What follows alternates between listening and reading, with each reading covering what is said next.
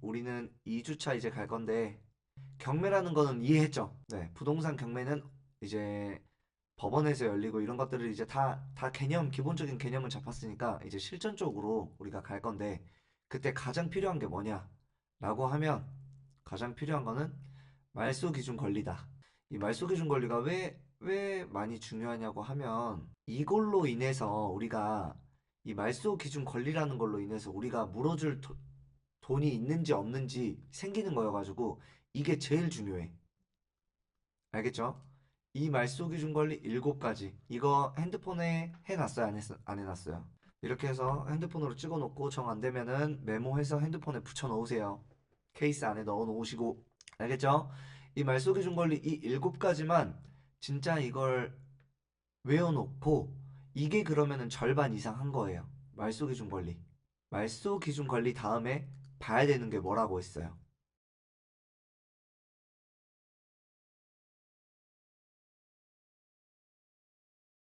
말소 기준 권리 다음에 봐야 되는 게 임차인이 있는지 없는지. 음. 만약 있다라고 하면은 말소 기준 권리보다 앞에 들어온 사람이면 선순위 임차인. 말소 기준 권리보다 후에 들어왔다라고 하면은 후순위 임차인이라고 해요. 아시겠죠? 그러면 말소 기준 권리 이후에 들어온 임차인은 대항력이 있을까요? 없을까요? 없죠? 오이, 잘하고 있어요. 그러면 말소 기준 권리 이전에 들어온 사람 임차인은 대항력이 있을까요? 없을까요? 있죠. 맞아요. 이 대항력이라는 거는 어떤 거냐? 이 대항력이라는 거는 내가 이제 낙찰자가 이 임차인한테 보증금을 물어줘야 되는 힘을 말하는 거예요. 그래서 이 물어줘야 되는 힘이 있다라고 하면 낙찰자는 물어줘야 되겠죠. 이 돈을. 그렇게까지 일단 이 두 개만 보면 돼요. 제일 중요한 거 말소 기준 권리, 두 번째 임차인 현황, 임차인이 있는지 없는지, 세 번째 그다음에 매각 물권 명세서라는 게 있어요. 이 매각 물권 명세서 이렇게 세 개 보면 우리는 부동산 경매의 권리 분석은 끝났다라고 보면 돼요. 알겠죠? 그러면 이제 물건을 가지고 한번 볼게요. 이 물건이 예를 들어서 있어요. 지금 이거 보이시죠? 네. 사건 번호 2024 타경 1086 그다음에 광주지방법원에서 열리고 경매 10개에서 이 물건을 관리를 해요. 그러면 이 매각기일은 언제예요? 네. 24년 12월 20일이죠. 그러면은 이때 이제 입찰일인 거예요. 입찰하러 가는 날. 그 다음에 여기에서 우리 것도 물건을 보려고 하면 그러면 매각기일이 12월 20일 이렇게 되어 있으면 그 다음에 우린 여기에서 법원 정보를 한번 눌러봐요. 이 법원 정보를 왜 누르냐? 라고 하면 이렇게 하면 우리의 이제 법원에 대해서 주소가 나와 있고 그 다음에 입찰 시간이랑 마감 시간이 나와 있어요.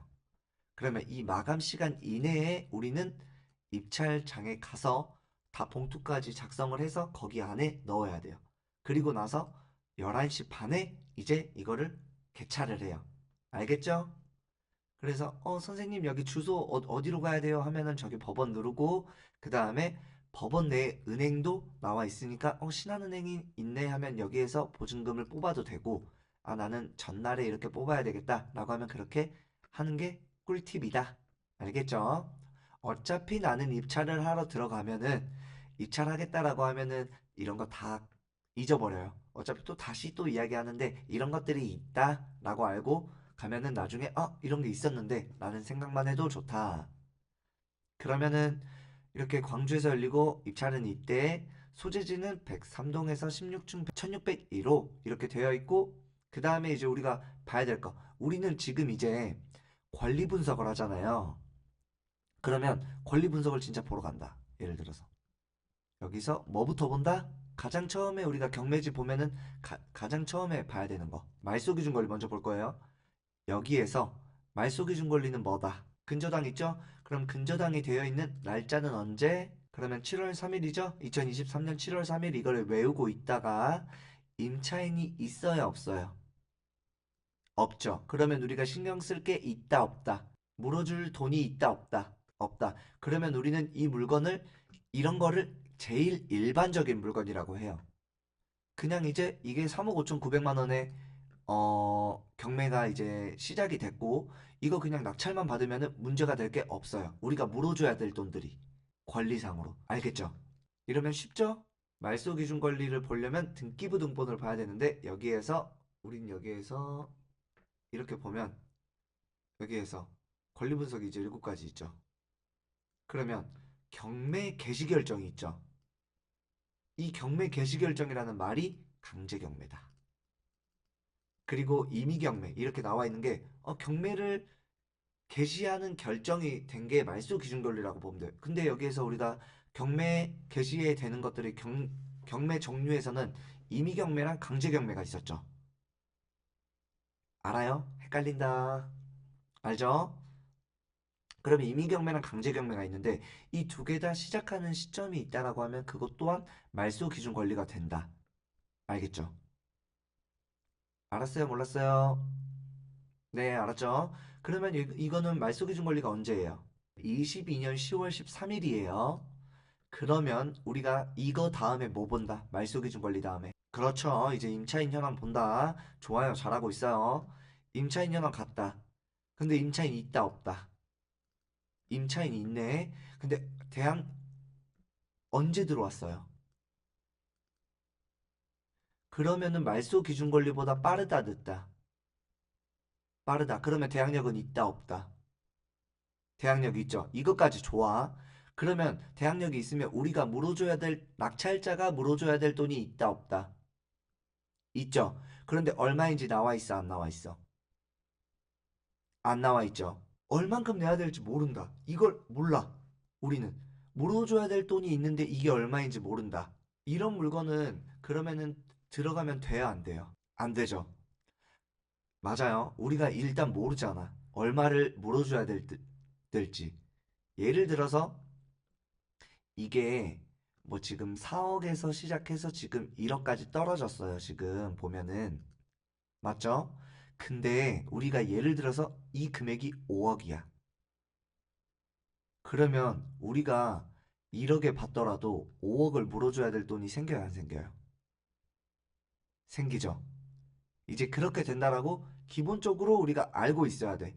그러면 이제 우리가 더 생각해야 될 거, 이제 복습 가요, 이거. 그러면 확정일자는 뭐다? 확정일자, 뭐다? 배당 순서, 맞죠? 그 다음에 배당 요구. 배당 요구는 뭐라 했어요? 이 배당 유무는 어디에서 결정한다? 우리가 전입일자랑 확정일자는 어디에서 받아? 맞죠? 동사무소에서 받아요. 그럼 배당 요구는 어디에서 해요? 우리가. 어렵다. 어려워. 우리가 임차인이 됐다라고 한번 볼게요. 우리가 임차인이 됐는데 우리가 다 전입일자도 받고 확정일자도 다 받았다고 해요. 동사무소 가서. 근데 집주인한테 돈을 돌려달라고 했는데 돈을 안 돌려줘. 그래서 경매가 열리게 됐어. 그러면 법원에서 우리한테 통지서가 날라온다, 안 날라온다? 그러면 너희 법원에서 이제 경매 열리는데 임차인분 돈 받아갈 거예요, 안 받아갈 거예요? 하면은 우리가 돈 받아갈 거예요라고 이제 법원에 가서 사인하고 막 이런다 했어요, 안 했어요? 했죠? 그것 또한 언제까지라고 날짜 알려준다 했어요, 안 했어요? 했죠? 이제 기억나죠? 맞죠? 기억나죠? 그러면 이제 우리는 여기는 대항력은 있다 라고 되어 있죠, 지금. 우린 여기 안 나와 있어도 이제 우린 알 수 있어. 분석을 했으니까. 이런 것들도 경매지에 많아요.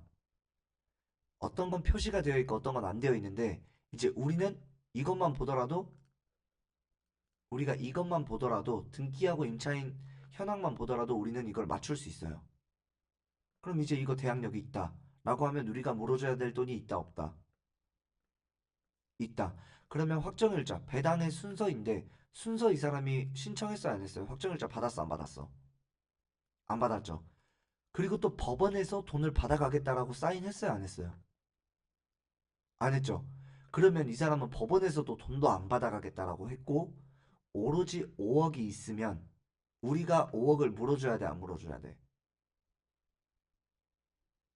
우리가 왜? 이 사람은 대항력이 있어, 없어?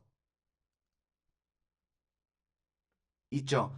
그러면 법원에서 돈을 안 받아가겠다라는 거지. 그렇지. 이제 그렇게 계속 생각을 해야 돼요. 이 돈을 누구한테 받느냐의 기준을 배당력으로 보면 돼요. 그리고 이 대항력이라는 건 전입일자는 대항력이죠. 이 대항력이라는 거는 무조건 내가 돈을 받아갈 수 있는 힘이라고 보면 돼요. 이게 법원이든 이게 낙찰자이든. 알겠죠? 어느 정도 이제 좀 이제 좀 감이 잡히세요? 네. 일단 이렇게 됐고.